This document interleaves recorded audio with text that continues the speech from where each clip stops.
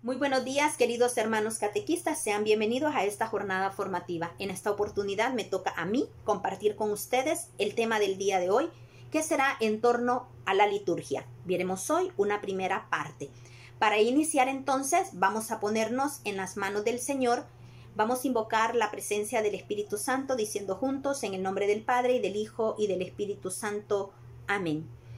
Oh Espíritu Santo, amor del Padre y del Hijo, inspírame siempre lo que debo pensar, lo que debo decir, cómo debo decirlo, lo que debo callar, lo que debo escribir, cómo debo actuar, lo que debo hacer para procurar tu gloria en bien de las almas y de mi propia santificación. Espíritu Santo, ilumina mi entendimiento y fortifica mi voluntad. Dame agudeza para entender, capacidad para retener, método y facultad para aprender, sutileza para interpretar, gracia y eficacia para hablar. Dame acierto para empezar, dirección al progresar y perfección en el acabar. Amén. Quedamos reunidos en el nombre del Padre y del Hijo y del Espíritu Santo. Amén. Bien, hermanos, iniciamos entonces esta jornada formativa y lo vamos a hacer definiendo lo que es la liturgia. Hay muchas definiciones de liturgia, pero nosotros vamos a tomar esta que es corta y sencilla. La liturgia son acciones sagradas que dirigimos a Dios en nombre de la comunidad y con ellas Dios nos santifica.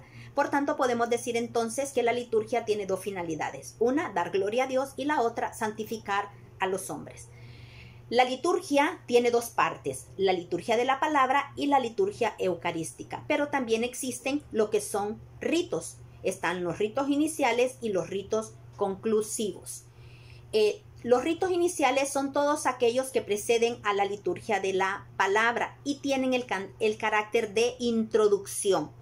Sirven para que los asistentes se dispongan a formar comunidad y se dispongan también a celebrar de manera consciente, activa y fructífera la celebración litúrgica, oyendo entonces atentamente la palabra de Dios y participando de la misma.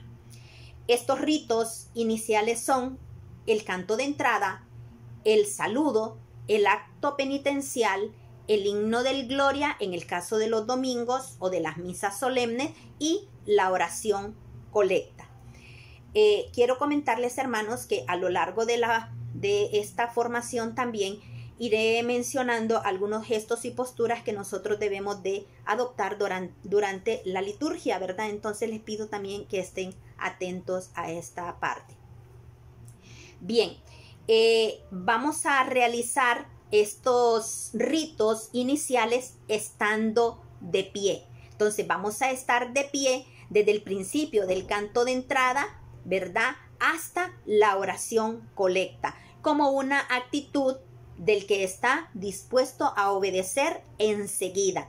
El estar de pie significa la libertad de los hijos de Dios, que hemos sido liberados del pecado. También tiene este significado de respeto, ¿verdad?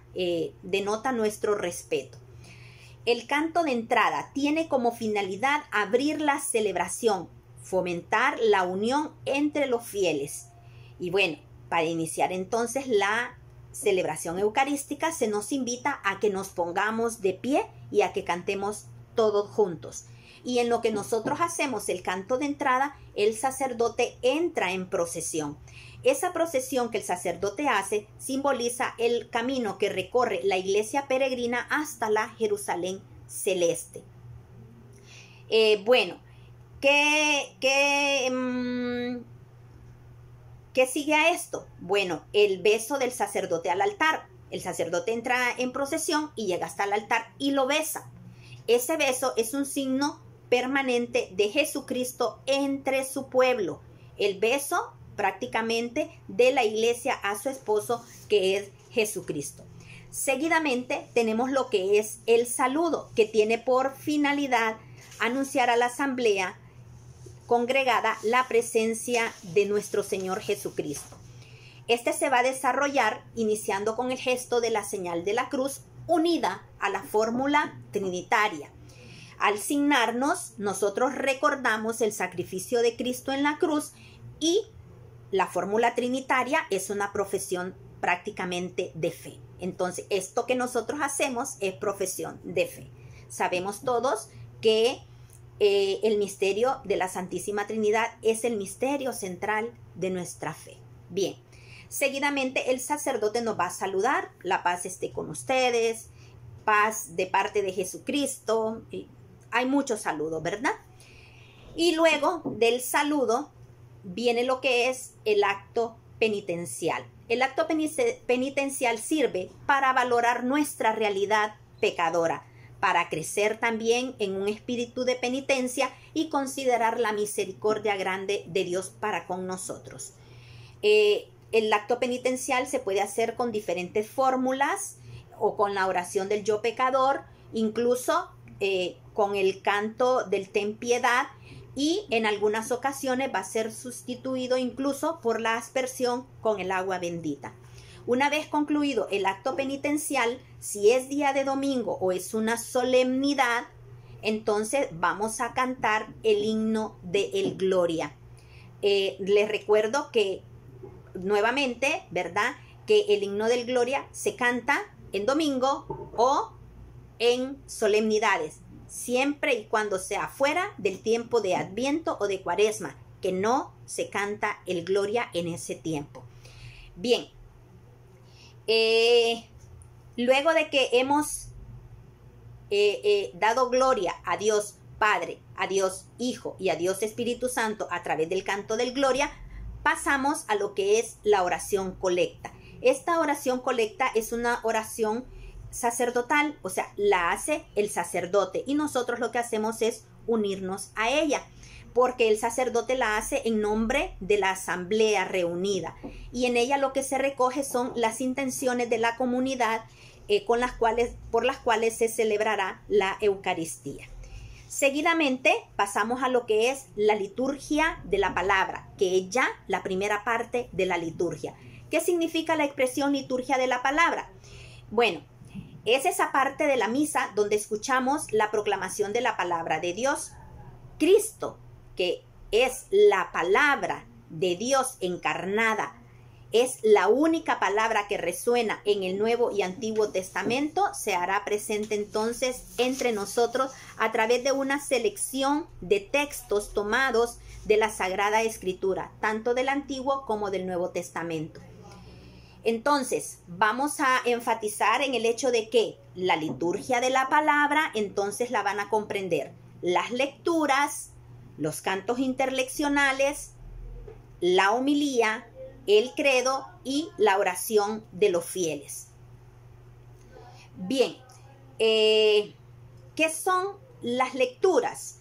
Pues las lecturas son textos tomados de la Sagrada Escritura que se van haciendo en determinados periodos del año de tal forma que el pueblo vaya conociendo las partes más significativas tanto del Antiguo como del Nuevo Testamento.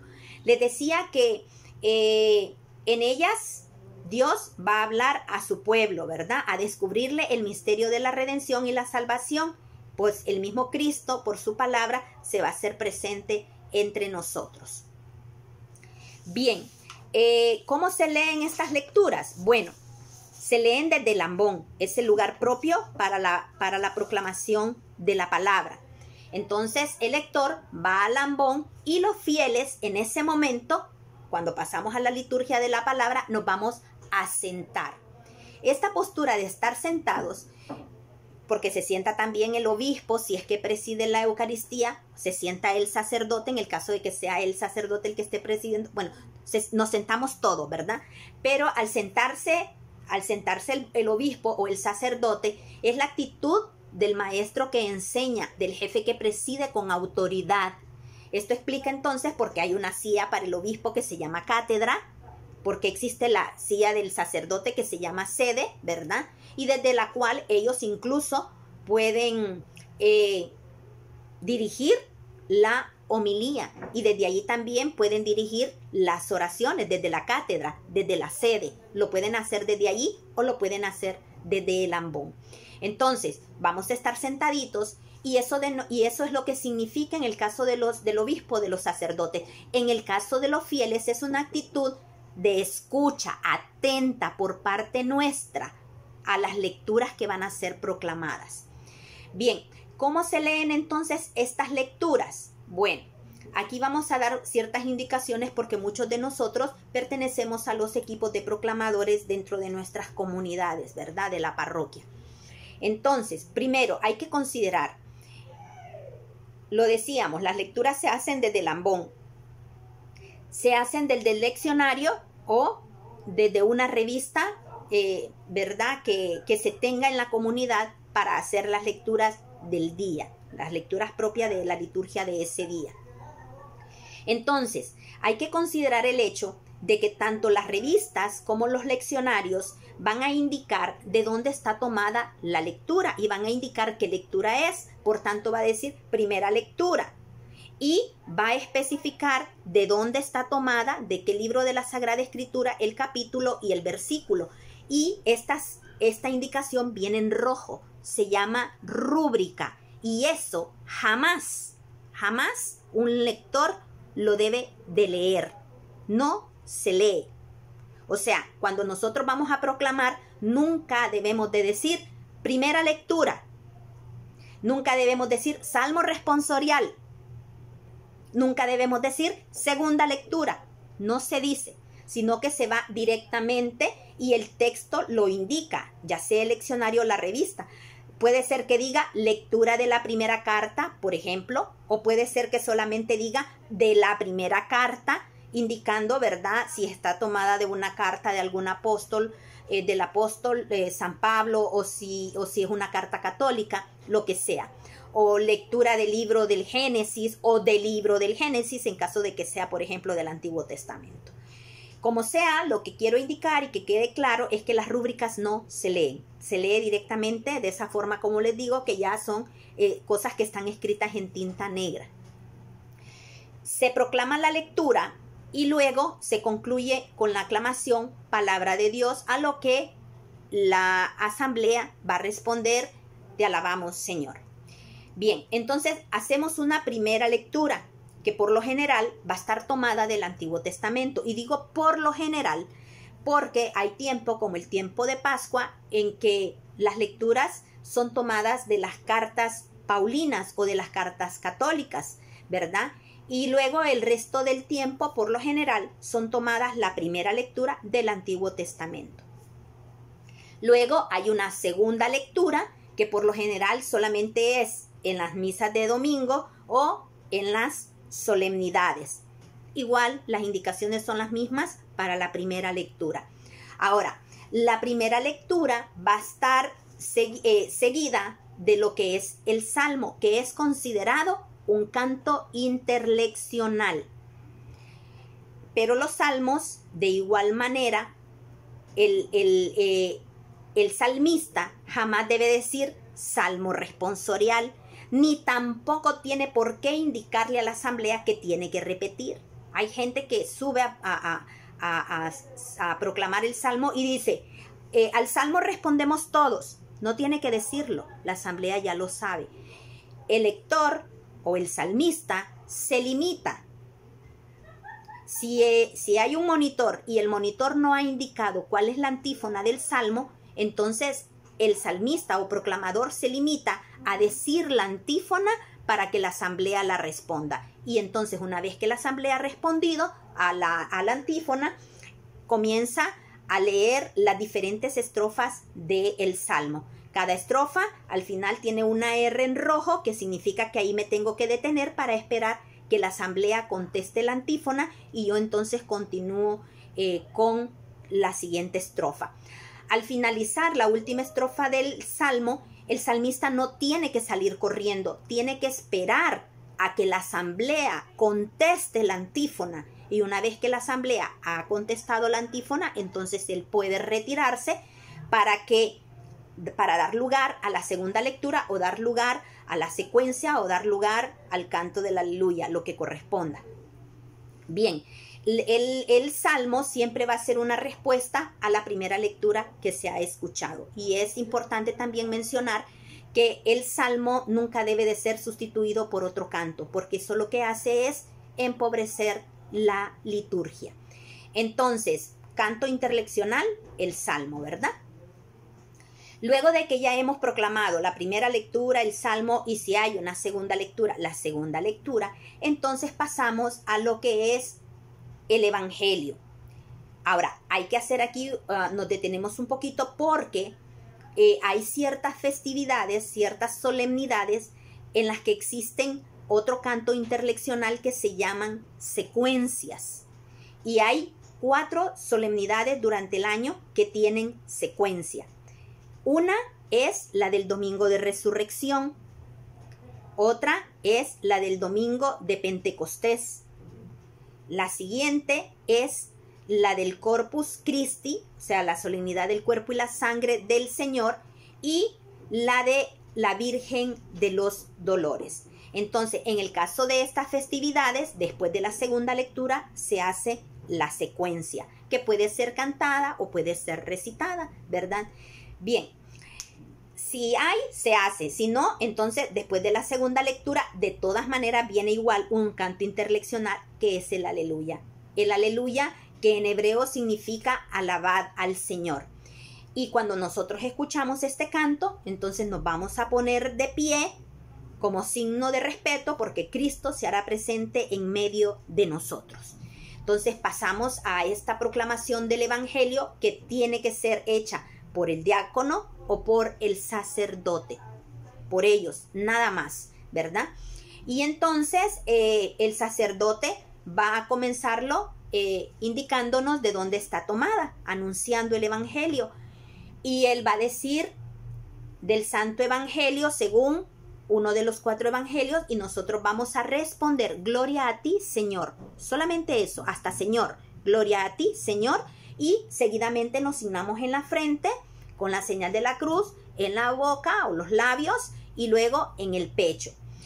Y nos disponemos a escuchar entonces la lectura del Santo Evangelio. Al terminar la proclamación del Santo Evangelio, el sacerdote o el diácono va a hacer la aclamación, palabra del Señor. Y nosotros vamos a contestar, ahora sí, gloria a ti, Señor Jesús. Y seguidamente nosotros vamos a proceder a sentarnos. Recordamos entonces que esta postura significa estar atentos a la escucha de la palabra y en este caso a la escucha de la homilía, que es la siguiente parte que sigue en la liturgia de la palabra.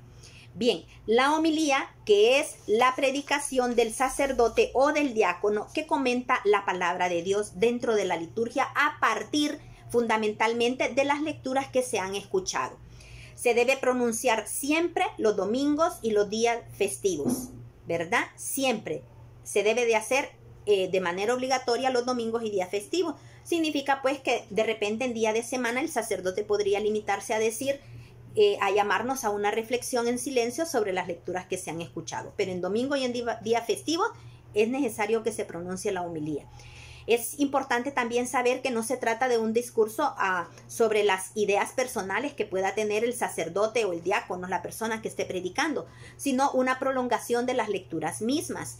Por eso, el que predica debe de ser un oyente y un servidor humilde de la palabra de Dios. ¿Qué significa esto? Que las homilías deben de ser preparadas, no improvisadas, ya que tienen el fin de ayudar a los hermanos en la fe a captar el mensaje que las lecturas han transmitido y que ellas puedan ayudarnos así en nuestras necesidades y alentándonos a responder a las exigencias que ellas mismas contienen. La homilía debe de ser pronunciada en un lenguaje claro, sencillo y adaptado a los oyentes y encarnada en la vida de la propia comunidad. Tampoco deben de ser compartidas, es decir, no es válido que el sacerdote o el diácono, ¿verdad?, comience un diálogo en medio de la homilía preguntándole al fulano qué opina usted. De repente puede hacer una pregunta y la asamblea estará en la obligación de responder porque ha estado atenta a la escucha de la palabra, ¿verdad? Pero no se va a entablar una conversación en torno a la homilía, no vamos a entrar ahí en discusión, no, porque es una predicación. En el caso de los niños es recomendable que el sacerdote sí, ¿verdad?, haga esta interacción con los niños para llamar un poco la atención de ellos, haciéndoles preguntas sobre las lecturas, por ejemplo, y eso nosotros lo vemos en nuestra parroquia. Bien, Una vez terminada la homilía, si es día domingo o es una solemnidad, pasamos a lo que es la profesión de nuestra fe, que es el credo. Entonces, un credo que también es llamado símbolo, que significa señal, porque es una manera en la que nosotros nos reconocemos. Una persona que reza el credo, automáticamente, como cuando te signas, como es profesión de fe, ya se sabe que eres un católico. Entonces, cuando recitamos el credo, que lo hacemos de pie, ¿verdad? Lo hacemos de pie como un signo de respeto y porque vamos a profesar la fe en la que nosotros creemos. Hay algo que quiero compartir con ustedes. Está este texto que es la ordenación general del misal romano. Y yo quiero, en cuanto a los gestos y posturas, leerles lo que este documento dice respecto a las mismas. Y me voy a remitir al numeral 42 que habla sobre los gestos y las posturas. Recuerden que estamos hablando del credo. Dice el numeral 42 literalmente: el gesto y la postura corporal tanto del sacerdote, del diácono y de los ministros como del pueblo deben contribuir a que toda la celebración resplandezca por su decoro y noble sencillez, de manera que pueda percibirse el verdadero y pleno significado de sus diversas partes y se favorezca la participación de todos. Dice en otro de sus párrafos: la postura corporal que han de observar todos los que toman parte en la celebración es un signo de la unidad de los miembros de la comunidad cristiana congregada para celebrar la sagrada liturgia. Y luego me voy a remitir al numeral 275 que continúa hablando sobre estos gestos y posturas y habla específicamente de las inclinaciones.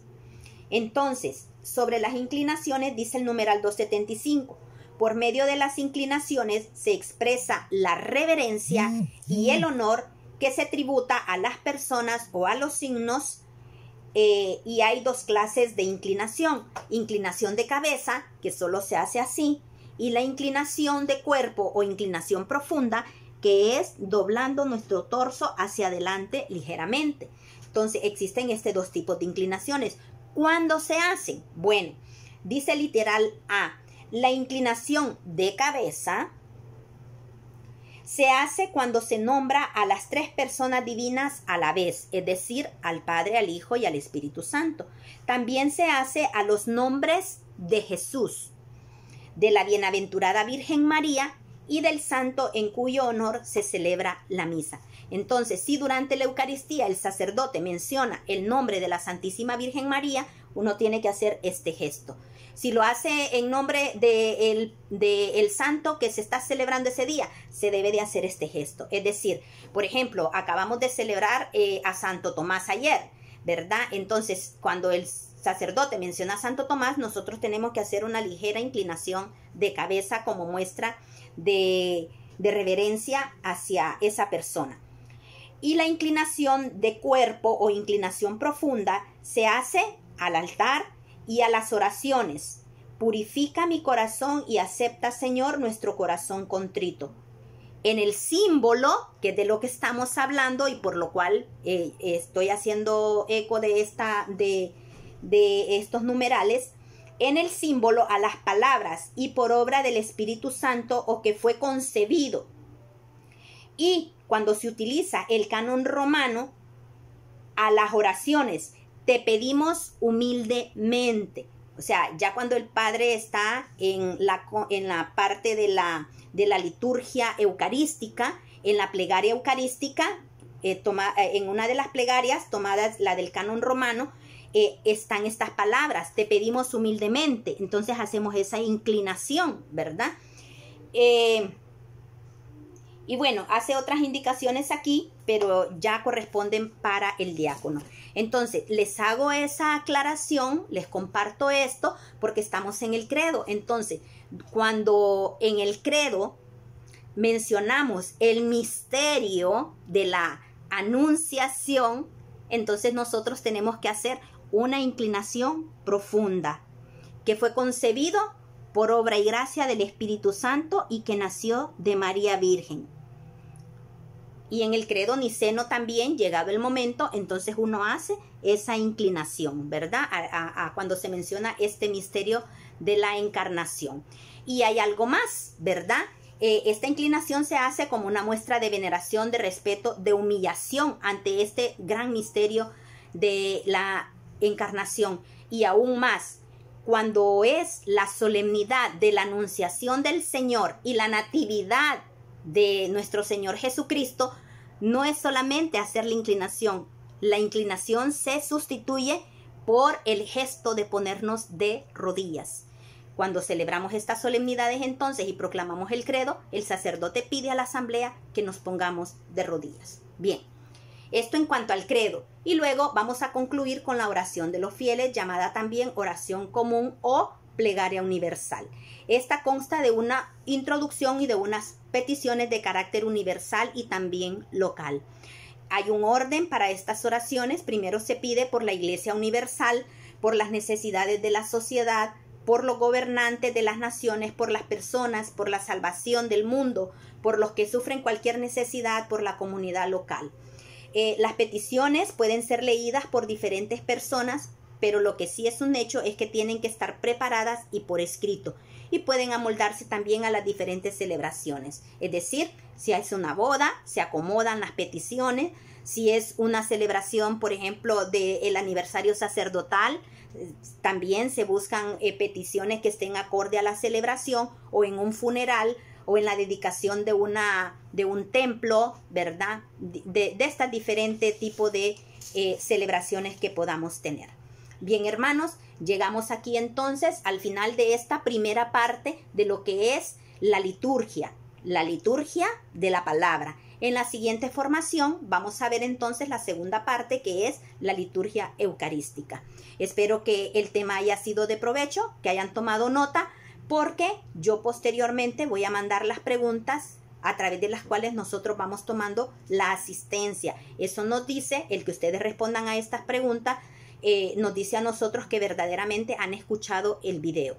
Entonces, si ustedes tienen también cualquier duda, si tienen alguna pregunta, ustedes pueden hacerlo a mi chat personal. Todos ustedes tienen mi número, ¿verdad? Así que muchísimas gracias y les motivo para que continuemos entonces estando pendientes de la formación y activos en la catequesis que ya la hemos iniciado. Les invito entonces para que demos gracias al Señor para concluir con nuestra formación. Amadísimo Padre Celestial, te damos gracias, Señor, por este espacio que nos has regalado para poder alimentarnos con esta formación que tú nos permites tomar. Gracias, Señor, porque poco a poco te vas revelando a nosotros, porque nos has elegido para que nosotros vayamos transmitiendo todas estas enseñanzas también a todas las personas que tú has puesto en nuestras manos. Te pedimos que nos des la sabiduría y el entendimiento necesario, Señor, para poder albergar en nuestro corazón todas estas enseñanzas y sacarlas y compartirlas en los momentos que sean indicados. Te pedimos y ponemos en tus manos nuestra vida, nuestra salud, la vida y la salud de nuestras familias. Te pedimos por todas las personas que están enfermas para que les concedas el don de la salud, y por los que están sanos, pues que les conserves en este estado de salud, ¿verdad? Te pedimos también por las personas que han perdido la vida en estos días, para que brille para ellos tu luz perpetua, y por aquellos hermanos pues que han tenido estas pérdidas, para que encuentren en ti el consuelo y la fortaleza necesaria para continuar la vida con la ausencia de sus familiares. Te bendecimos, te alabamos, te damos gracias, Señor, y nos abandonamos en tus manos, confiados en que has de cuidarnos y que si nos enfermamos, pues tú nos vas a restaurar nuestra salud. Gloria al Padre y al Hijo y al Espíritu Santo, como era en el principio, ahora y siempre, por los siglos de los siglos. Amén. Que nos bendiga el Señor, en el nombre del Padre, y del Hijo, y del Espíritu Santo. Amén. Que tengan un buen fin de semana. Bendiciones.